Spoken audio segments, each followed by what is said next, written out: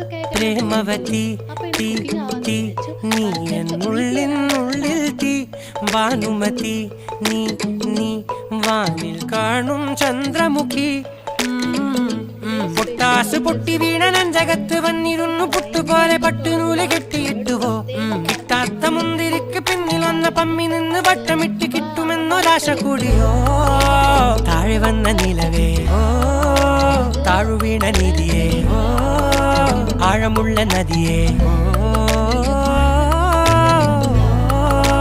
മുത്തിവെച്ച ശിലയേ മുത്തുവെച്ച മാലയേ മുത്തിവെച്ച താരമേ കണ്ണടിച്ച് കൈപിടിച്ച് വാ വാ പൊന്മാനെ മാനെ മാനെ മാനെ മായാ ദിൽവാലെ മായാജാലം കാട്ടും കാതൽ ജിന്നാനെ വാലി തീരം നിന്നെ അത് കഴിക്കാൻ കിട്ടുമ്പോഴത്തേക്ക് ആ ഒരു ലെവലിൽ കിട്ടുന്നതായിരിക്കും കുറച്ചുകൂടി ബെറ്റർ.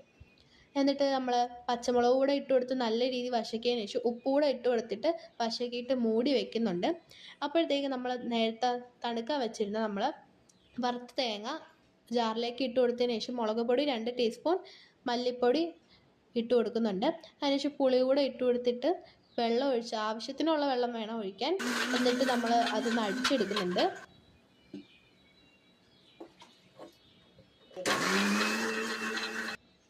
നമ്മൾ അരപ്പ് ഇവിടെ റെഡി ആയിട്ടുണ്ട്. ഇനി നമുക്ക് മൂടി വെച്ചത് തുറന്നിട്ടുണ്ട്. നമ്മൾ അതിലേക്ക് അരപ്പ് ഇട്ട് കൊടുത്തതിന് ശേഷം ജാറ് കഴുകി അതിൽ വെള്ളം നിറച്ച് അതുകൂടെ ഒഴിച്ചു കൊടുക്കുന്നുണ്ട്.